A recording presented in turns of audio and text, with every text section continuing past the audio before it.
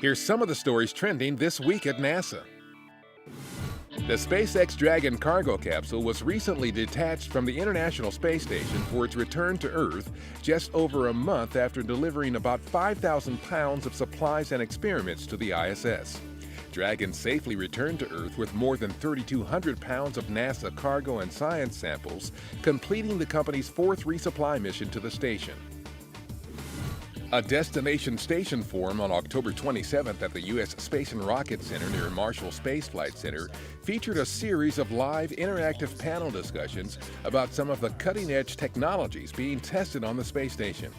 Research performed on the ISS provides benefits to life on Earth and prepares NASA to send humans farther into the solar system than ever before. NASA Administrator Charlie Bolden visited Marshall during the week of October 27th. While there, he toured Marshall's Payload Operations Integration Center, which oversees science experiments on the station.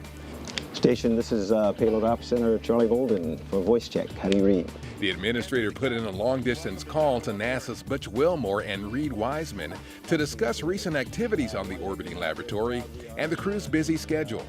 Bolden also attended the 7th annual Wernher von Braun Memorial Symposium with other NASA leaders and commented on the work conducted on the space station in support of our journey to Mars and the progress in developing technologies and systems needed to get us there. Orbital Sciences is conducting an investigation into what went wrong shortly after liftoff of its Antares rocket on October 28th at NASA's Wallops Flight Facility in Virginia. Antares was carrying the Cygnus cargo craft to orbit for its resupply flight to the space station. No injuries were reported, and the crew on board ISS is fine. There are enough supplies to sustain the crew well into next year.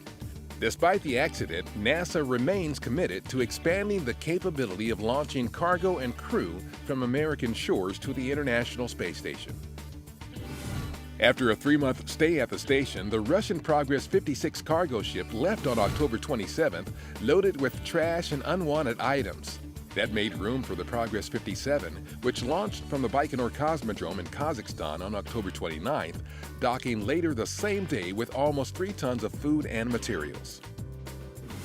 NASA astronaut Terry Virts participated in final qualification training October 30th and 31st in Star City, Russia, with Expedition 4243 crewmates Anton Shkaplerov of the Russian Federal Space Agency and European Space Agency astronaut Samantha Cristoforetti. They are the next crew headed to the ISS. Launch is scheduled for November 23rd Eastern Time.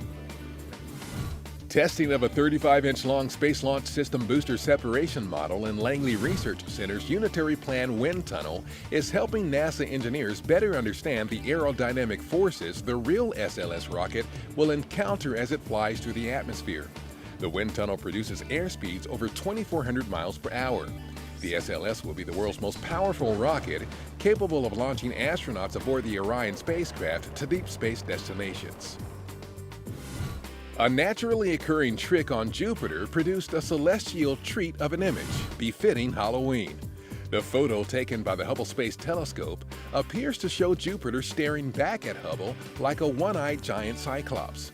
However, the dark spot inside the planet's Great Red Spot Storm isn't a pupil, but a shadow that was cast by Jupiter's moon Ganymede as it orbited the planet. And that's what's up this week at NASA. For more on these and other stories, follow us on social media and visit www.nasa.gov/twan.